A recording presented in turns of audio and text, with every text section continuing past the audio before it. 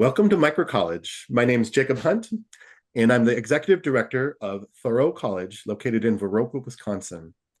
Uh, if you are listening to this soon after we're recording it, right at the end of January 2026, we are currently accepting applications for our Metamorphosis Gap Semester program in the fall of 2026, as well as for our Driftless Field School Summer program, which starts on July 1st.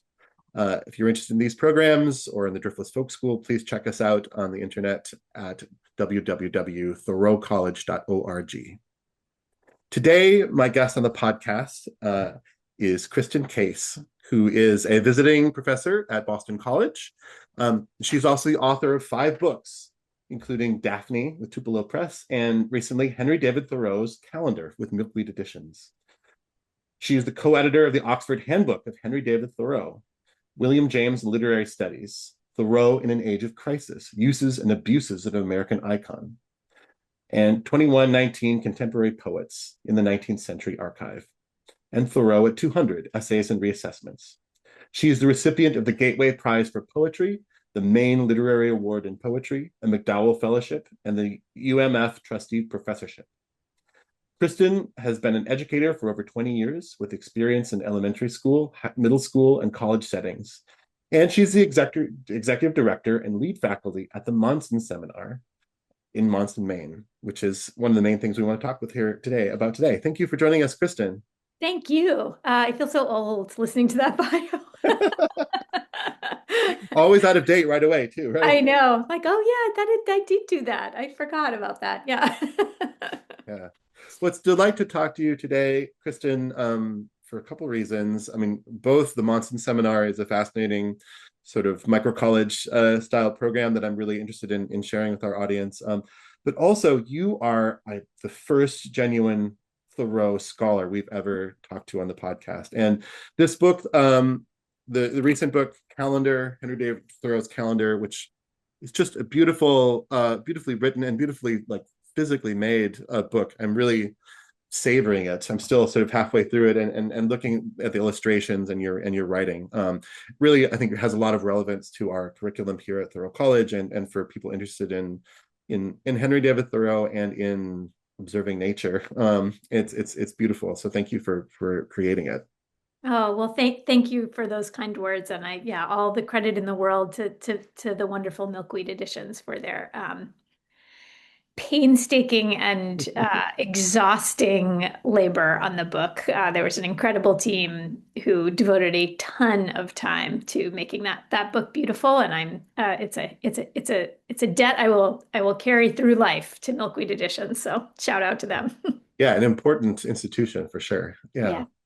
But before we dive into all of that, always here on the Micro College podcast, we like to hear about people's lives, especially their young adulthood. So Kristen, if you could take us back to when you were 18 to 21 years old, roughly, where were you? Who were you with? What were the big influences on your life at that time? It's such an interesting question. My life was very different when I was that age. I was in New York City, going to college, and I went to Columbia for my undergrad. And I would say, it's interesting reflecting back because I got an incredible education in New York City and at Columbia. But it's really in many ways the antithesis of the educational model in which I so deeply believe and am committed. I didn't really. I had maybe one professor that I connected with on a personal level, but that just really was not the culture. He was an exceptional person, and so it was an extraordinary intellectual and cultural awakening, of course, to just growing up in the suburbs outside of Boston to kind of be thrown into New York and be reading Homer and going to museums and sort of wrestling with all of those big questions. But it was also, I experienced a lot of alienation from the academic machinery. I mean, being a professor seemed to me like the worst job anyone could possibly have when I was an undergraduate at Columbia because of how much animosity there was between professors and the kind of it was a really oops, I made a gesture and now there's a thumbs up. There we go. There was a kind of real culture of um, vitriolic critique to the point of, the desire to kind of annihilate your opponent. Yeah. And not a place where the whole student was, embraced and encouraged to express herself. So I would say that in there were many aspects of that experience that were hugely valuable and lasting. The kind of cultural aspect, the cultural works that I encountered in those years were completely changing of my mind and my being. But the educational environment, I would say, was mostly a negative example for what I wanted to do going forward. Yeah, that's so interesting. I think I encountered some of that as well as a student. The critique, the deconstructive kind of tendencies are very strong, and for a person who loves ideas and literature and writing, that can be actually a harsh experience. Yeah, exactly. And I think, I became really enamored of like so many different ideas, including deconstruction and lots of theoretical, quite difficult material. But it felt there was like kind of culture that went along with all of that, that was all about this sort of the intellectual takedown.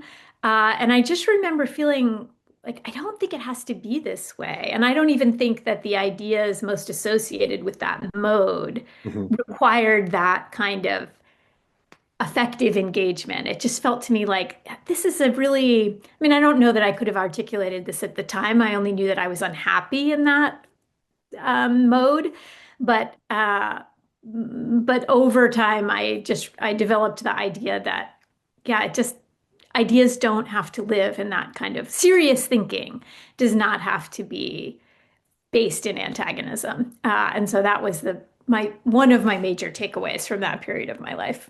Yeah. So where did you go from that insight or that feeling, right? How, what happened next? I mean, so many things happened next. I think I became an elementary school teacher.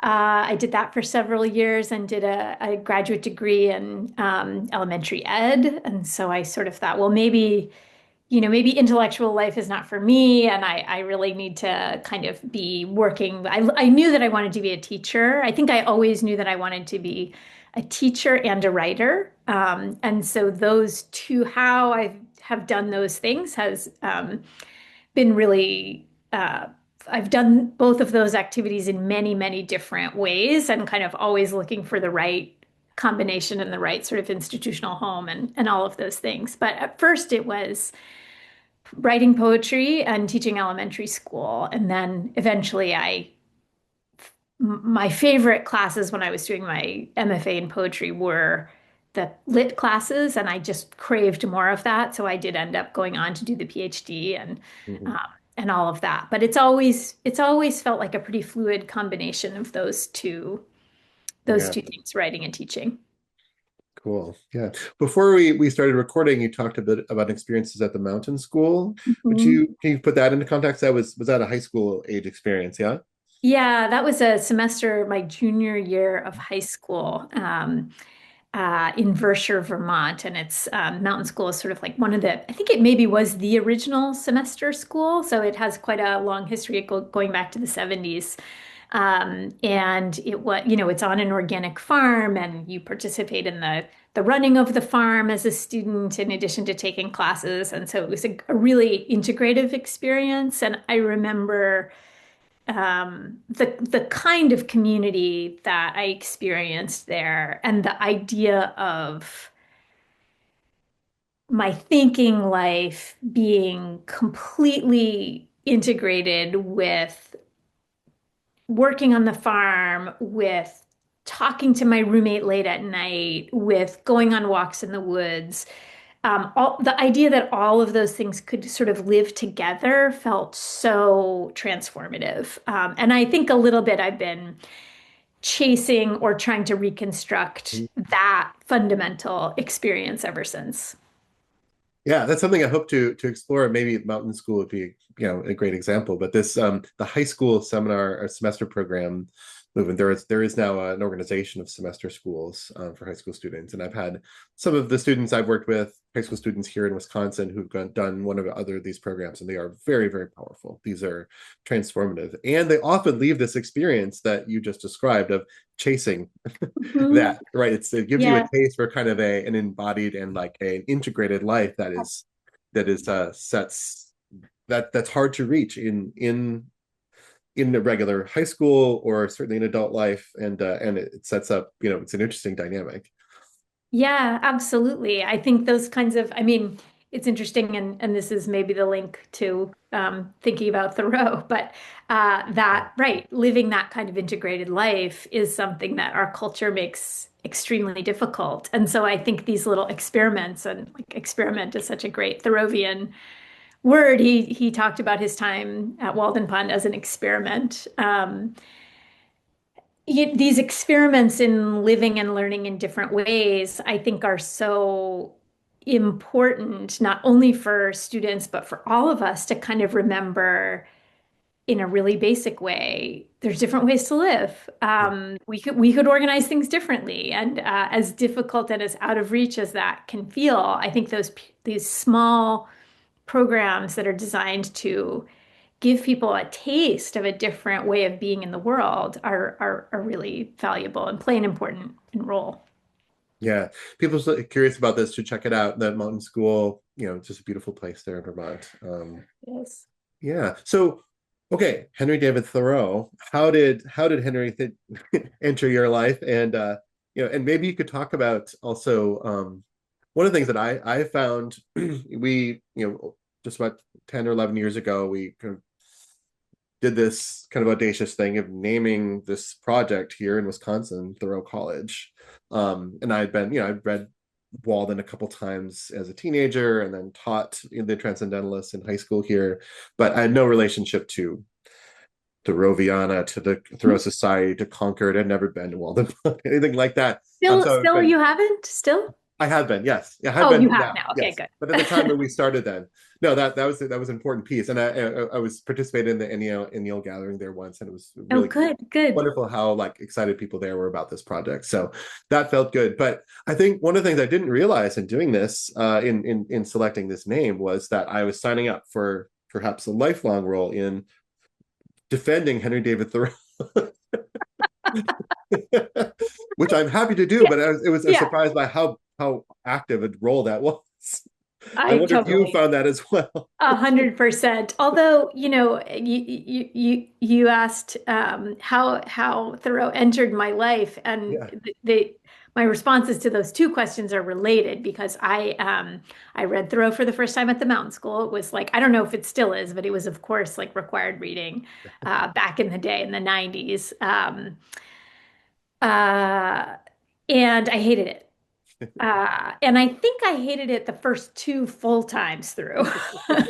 So I hated it in high school. I was like, who is this guy telling me? Like, he thinks he's so got it all figured out. And I don't, I think I felt that it was very masculine. I think I felt that it was kind of, he was talking down to readers. He was very sure of himself.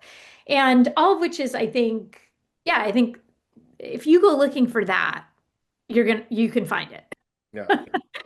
So like that is, there are elements of those things in Walden, but of course there's so much else, and even those moments are laced with like so many interesting layers.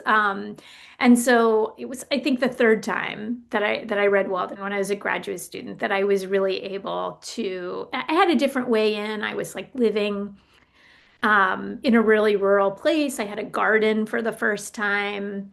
I was kind of thinking about my relationship to what it means to live in a place in a different way. And so those elements started speaking to me, and I felt like I was willing to give Henry like a little bit more of a chance. And then the other things, it's like when you trust a person, and then that person is a little provocative, there's a different way in which you understand that provocation because there's a relationship that it's built upon. And I often think, economy is the first chapter of Walden is like full of those kinds of provocations. And they are Terrible much, stumbling block for many yeah, people. it's a real stumbling block for a lot of people. Exactly. And so I always encourage students like to just like keep going, see how you feel at the end. You're perfectly entitled to keep on hating it, but you might just feel a different kind of openness as you go. And mostly that is what happens. But I just taught Walden this past couple of weeks at Boston College, and I was shocked that there was not a single protestation but his mom did his laundry. I mean, Wow. they just immediately were like, this is obviously a correct indictment of our current culture. Um, so I think there's an interesting way in which, I don't know, like also it's maybe a little generational. And I think it may be that this current generation is a little bit more open even to the kind of last generation of students, to the sort of social critique that it levies. So who knows? Yeah, that's really interesting to hear, right? Because that's been a constant theme. I think one thing teaching, something I've enjoyed as as material for a class and teaching is sometimes that Thoreau does make people a bit mad, right? Yes. There's Yeah. there's energy to work with in a Yeah, classroom exactly. there because Yeah, inevitably there will be someone who agrees and disagrees, and that's gold for a discussion based class, right? exactly. And he, as you really emphasize at the beginning, of the introduction here, or Thoreau makes a point at the beginning of Walden to speak in the first person, right? And so ultimately, you need to remember he is talking about himself a lot, including in the super critical parts, even if Yeah. he seems not to be. Like there's a lot of self critique, which I think also can resonate with students as they struggle Yeah, trying to live in the world. I think it's so important that, for me, one of the most important sentences in Walden is where he says, I have never met a man who is quite awake. How could I have looked him in the face? And just like the humility of that line, like, and you feel the sort of um, pain of that desire to himself Yeah, be more fully awake. And that is like, okay, so all of this, what can feel like an indictment of the reader, is really so much more inwardly directed, and that, of course, makes it easier for us to contend with. yeah. So when you taught it there at Boston College just now, like how did you introduce the work? What was the case for selling this? Why to take it seriously before they picked up the book? I think that there is something so Walden has um, such an interesting book in terms of people's relationship to it. So many people feel a strong people from across different cultures, from internationally, like people feel a really strong connection to that work. Not everyone does, but many people do. And I think it has something to do with how evocative that idea is of really interrogating what it means to live a life, and in doing it in the most material way. So okay, I don't know what to do. We are all have at least once, and hopefully more than that, asked ourselves, like, what will I do with my with my life?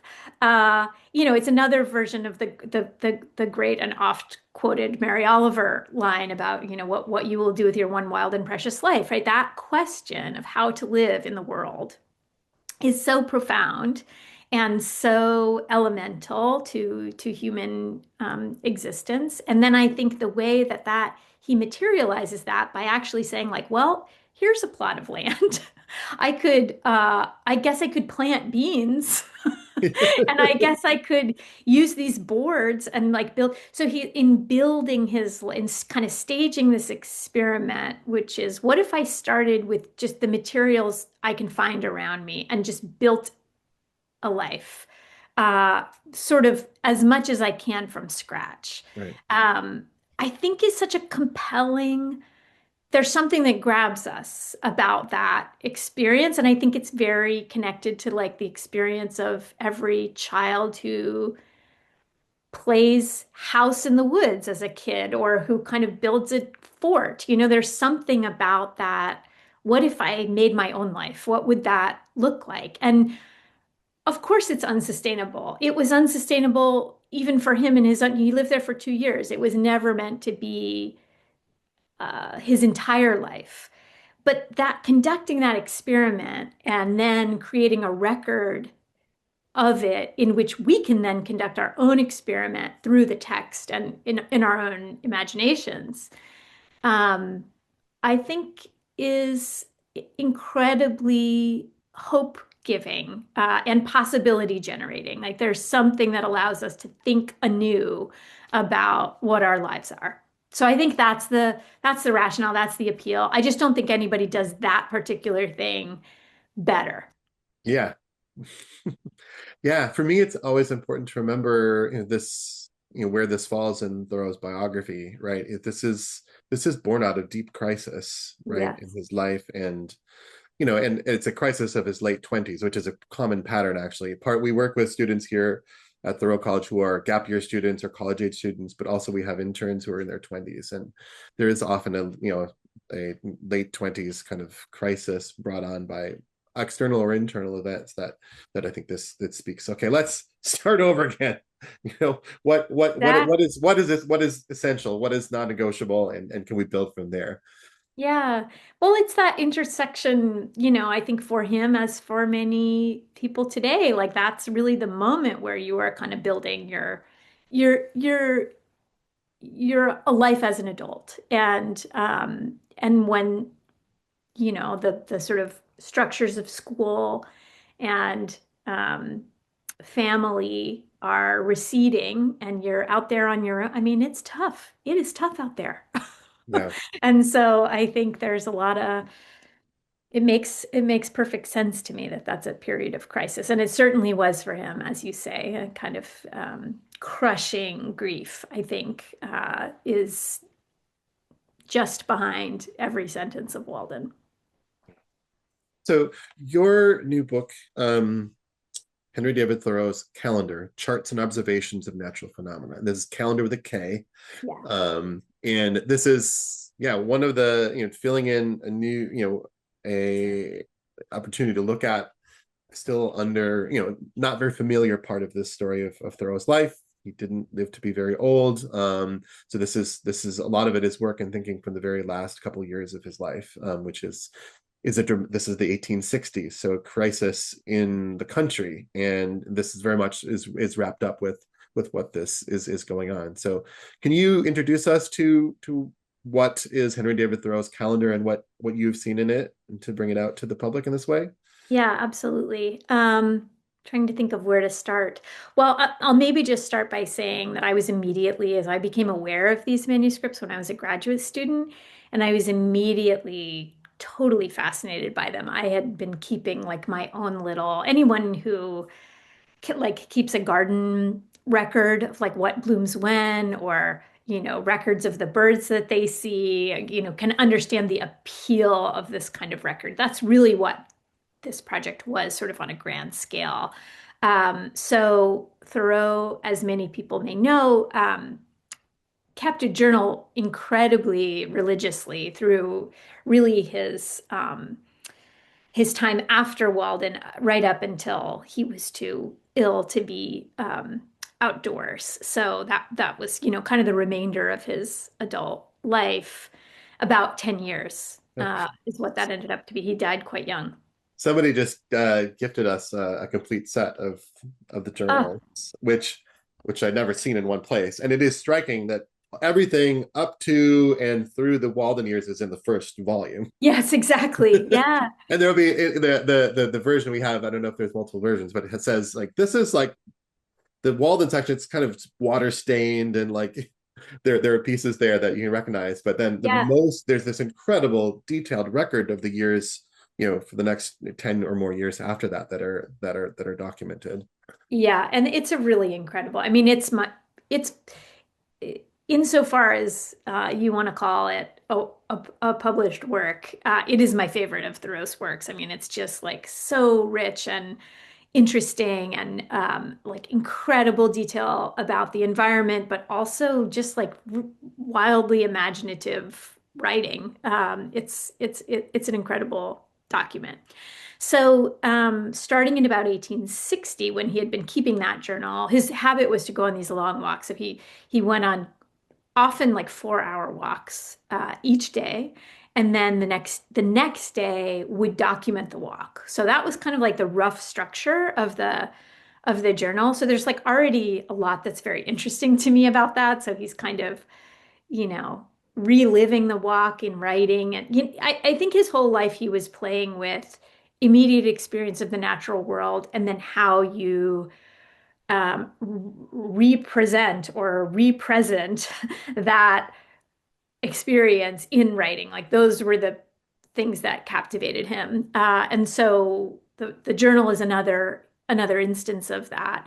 So in 1860, when he had been doing that for about 10 years, he started doing this other thing, which is pulling together observations from across the years of the journal in these seasonal charts. So, for example, for the month of April, he went back and pulled information about things that happened in April from all 10 years of his own journal. And he organized this information in what looks like a spreadsheet. So it's a Yeah. a chart, and they are a grid. And they are reproduced on oversized paper on these a surveying paper because he was also a surveyor by profession. And so there are these magnificent grid kind of charts that part of what is fascinating that exists for several months. There are six of them, so for 6 different months. And part of what is fascinating about them is that they are in some ways quite scientific. So they are charting things like the height of the river in various months and across the decade, doing this kind of like minute comparative analysis of the water levels, but then also quite subjective. So other categories include things like the first time I light my fire in April in the evening, and first day without greatcoat is one of my favorites. And so there's also something very interesting about that. So he's tracking natural phenomena, but he's also tracking human phenomena and seeing them as interconnected. And so the calendar charts really show that web of relationships in time.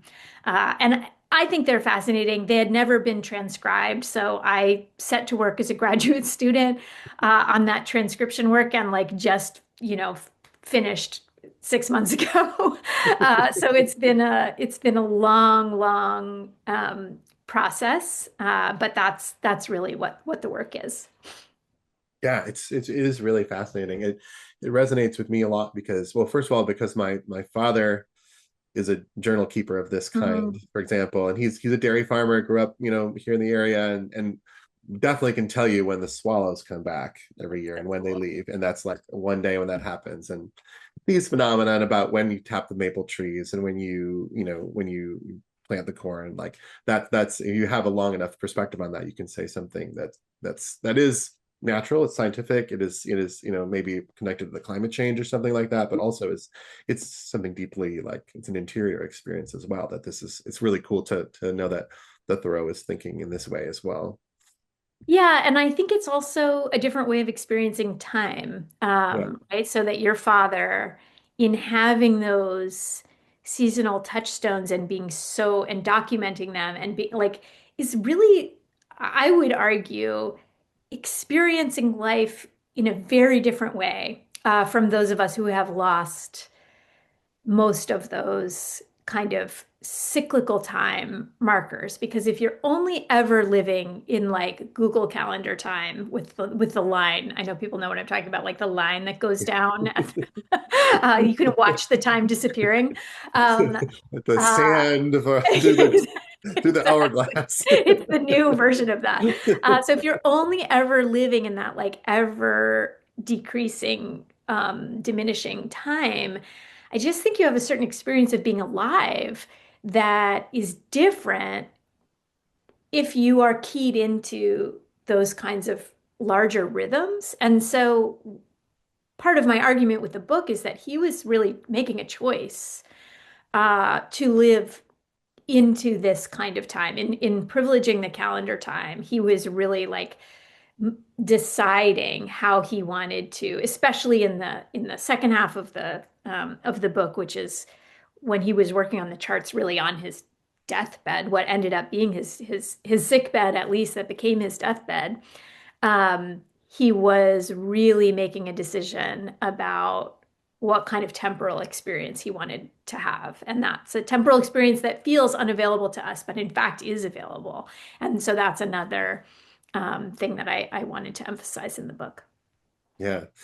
Yeah, I think the essays that you built around, these presentations of the charts are they're really beautiful because they're, there's all these decisions that are made in selecting, what phenomena to track.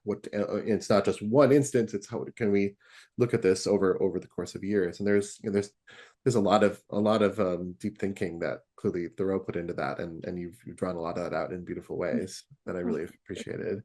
The other thing that that struck me right away, even just hearing about the project and before I even got a chance to look at the book, is that this seems extremely relevant for education, Mm, especially the education that we are doing here. And it's delightful that it comes from Thoreau directly, because when great. people, our programs here are deeply tied to the seasons, right? And we read different things. We read Walden. We read, we often end up putting Walden in conversation with Sand County Almanac, which is Mhm. they're like two different annual Yeah. cycles that are and although Leopold is kind of local to our area, so that's interesting.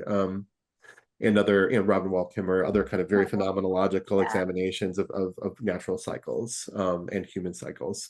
But just today I'm speaking to you in Wisconsin, January. It's been negative temperatures here throughout the last few weeks, and we have students arriving in the next few days.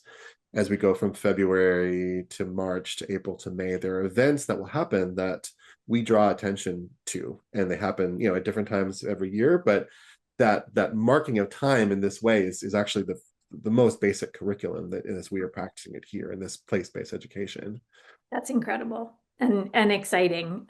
Your students are very lucky to be uh, receiving that, not just as as an idea, but as a lived experience at an age when it can really reshape their life experience. I mean, that's something I think a lot about, is sort of when ideas hit you and the particular power of um, big ideas and big ideas feels too dry, but sort of like exposure to different ways of living when you are in an age where you're at kind of like that maximum absorption, which is just it's such a beautiful thing about working with young people, is that how able they are to absorb so much so quickly. And it's something that I envy and feel lucky always to be around. But Mhm. what a great experience for your students to be able to receive that.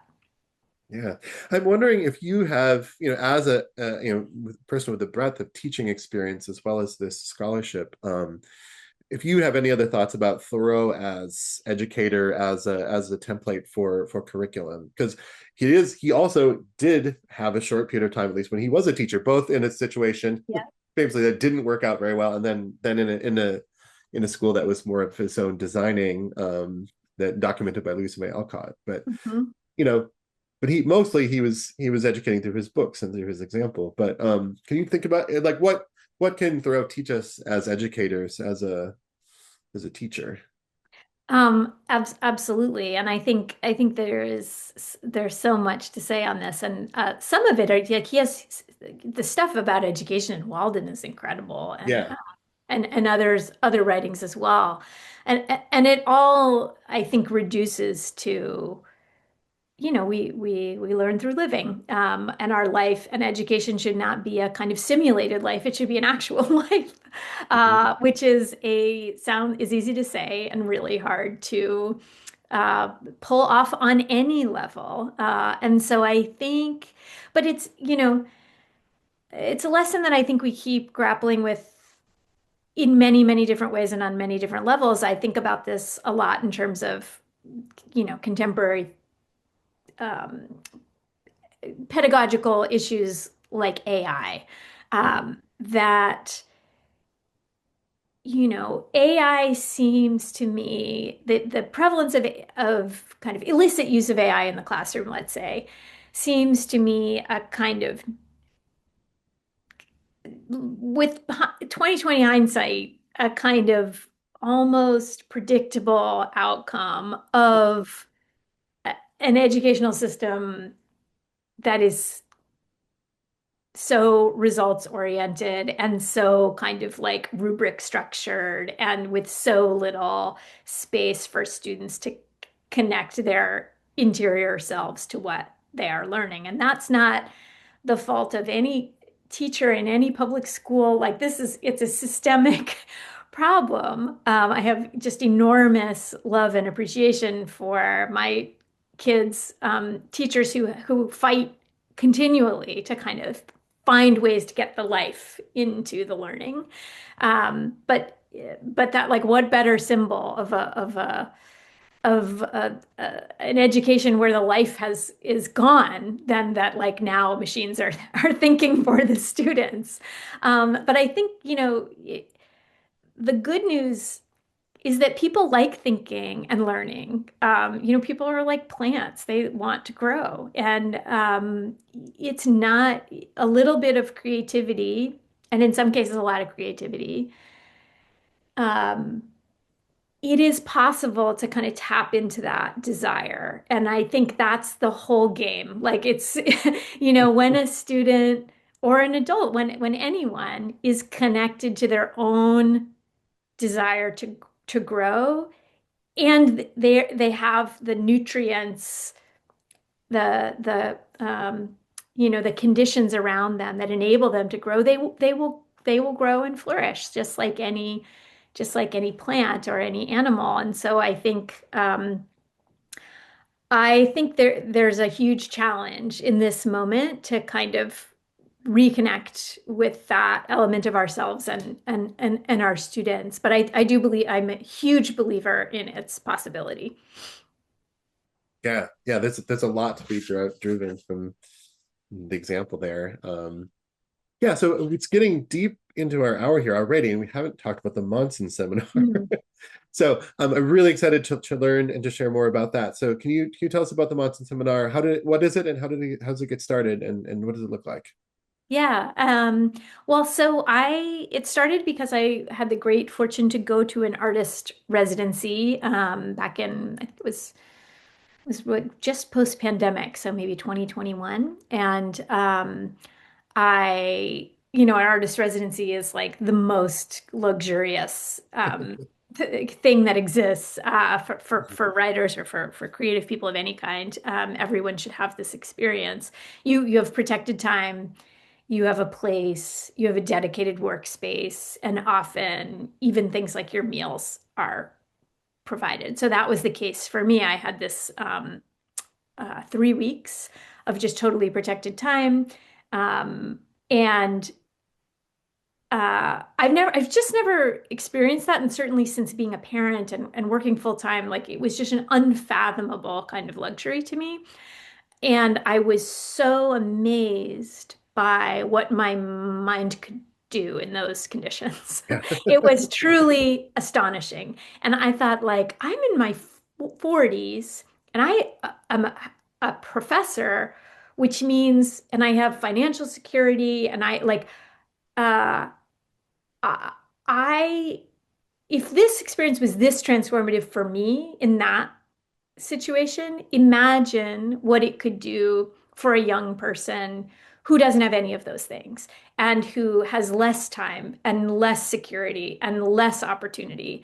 Reading and writing for me are part of my job. It's baked into kind of how I make my way in the world, but that is not the case for most college students, right? Their reading time, if they are assigned a long book, for their English class, that is eating into time that they may need to make money to be able to help support their families, to be able to pay their tuition, etc. So it is hard, especially for lower income students, to carve out the time just to do the regular kind of assignments that they're given in their courses.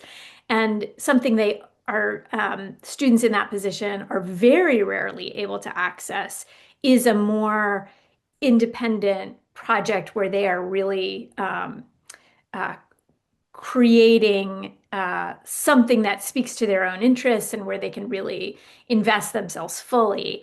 And there's, of course, tons of research that shows that those are the most valuable college experiences over time.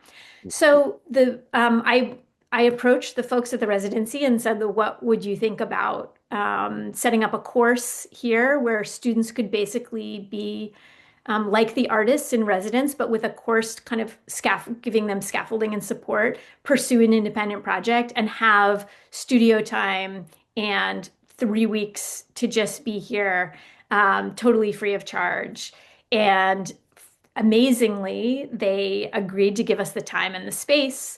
And then we fundraised to be able to provide advisors and faculty and credits, college credits, so that it acts as a college course and the seminar is for 12 Pell-eligible or first generation college students each summer. We're actually hoping to do two in 2027 if we meet our goals. But that's really what it is. And so the students work on their own independent projects for the 3 weeks, and it is just miraculous what they are able to do, but also very, just what you would expect when you have students who are driven, who want to learn and to make something and to kind of push themselves when they are given that kind of nourishing soil of a really rich educational environment. Guess what? They flourish. And Amazing. so, yeah, it's pretty wonderful. Yeah. So again, how long have you been doing this? This is going to be year 5. Year five. Yeah. Cool. Yeah, and has it evolved? Like have you applied things that you've learned from this experience, or what were some of the surprises along the way?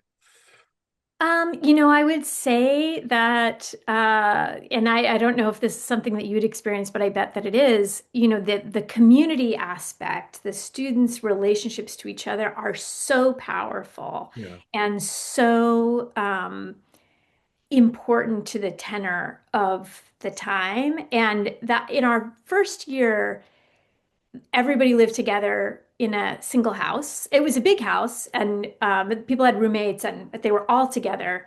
And it really, the intensity of those relationships was almost too much. In fact, it sort of was too much. So one thing that there was so much happening for all of them on so many different registers. And so I would say the single biggest thing that we learned was to help them regulate a little bit. And part of that was spacing them out so that we now have 3 students they live in these small houses. And so there's 3 students per house. Everybody has their own room, and kind of building in time for people to regulate themselves in various ways, because the intense togetherness is like electric, but electricity can shock you too. Right. So learning Totally. to Yeah. use that incredible power without anybody being, overwhelmed. So I don't know if that resonates for you, if you've dealt with any things like that, but That resonates a lot. I mean, I think that there is, it's been pointed out to us, here, the paradox of creating a Thoreau college where a bunch of people come together and live together in a house, like greater density than typical. Mhm. Thoreau famously turned down the offer to move into Brook Farm, intentional community with a bunch of other transcendentalists, and said, no, I'd rather be on my own. And actually, our a significant kind of number of the students who come here are, I would say, self-identified introverts. They like being alone, and we bring them together, and the relationships they form are very intense and very important in their lives. And it's certainly, and it becomes, there's our scheduled time together, but then they create more and more time together. So that, yes, we also have to create these times and spaces for solitude, right? Ironically, in Thoreau College, which, we do solo camping, and then in a couple months here in the spring, we do a week long. We've local people who have lent our students cabins, so we'll do up to a week in solitude. So Oh, beautiful. so How that's a amazing. that we found that to be hygienically important Yeah, for people to yeah, have that rhythm of togetherness and apartness, and yeah. absolutely. Like community is the most important thing that we do, I feel, and solitude is totally required for that community to work. So like the two things are so interconnected, so profoundly interconnected. And I think especially probably for the creative work that is the center of what you're doing, this where, the Thoreau and Emerson, the transcendentalists, are very attuned to what are the well springs of new Mm. ideas and new creative forms, and those can only be, they can come out of your conversations, but usually they're coming out of some silence as well, and some time to really work things out. Yeah, that's the big, I would say the kind of centerpiece of the program in some ways is that they have 5 hours a day of studio time and they each get their own creative studio, that's the Amazing, miracle of the amazing. space. So they have a designated workspace and 5 hours a day to just do that. And what that allows is like false starts and crises and days where you go down one path and then Yeah, realize you want to do something. So all of that can become normalized. Like that's just how it works. This is just how it works. yeah. And you don't have to be, oh, but I only have 1 hour between like my two, these two other commitments and I'm going to try to rush it in. Like creativity takes time and I think ideas that are able to germinate, in that kind of rhythm are just it's just at a different level. And our big gambit is that talking about we talked earlier about the kind of like extreme uh, the sort of receptors that young people have and the way that they are able, how malleable their minds are, that having that kind of formative experience when they are young adults then opens that as a life possibility.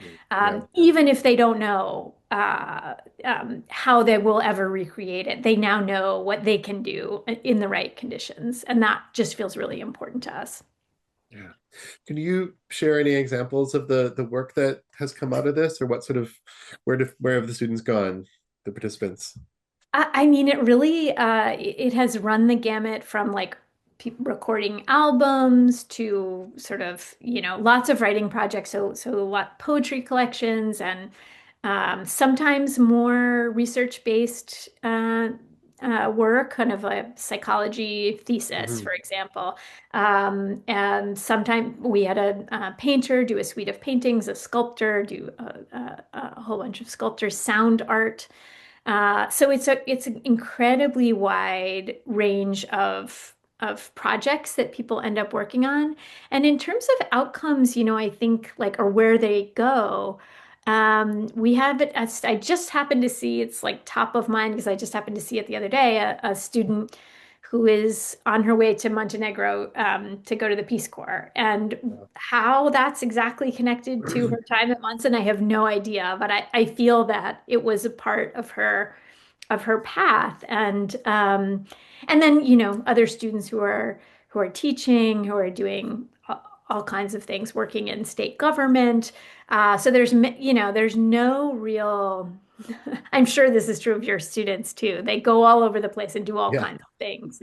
And that's just the sort of beauty of it is that an experience that helps them to kind of open their horizons. Yeah.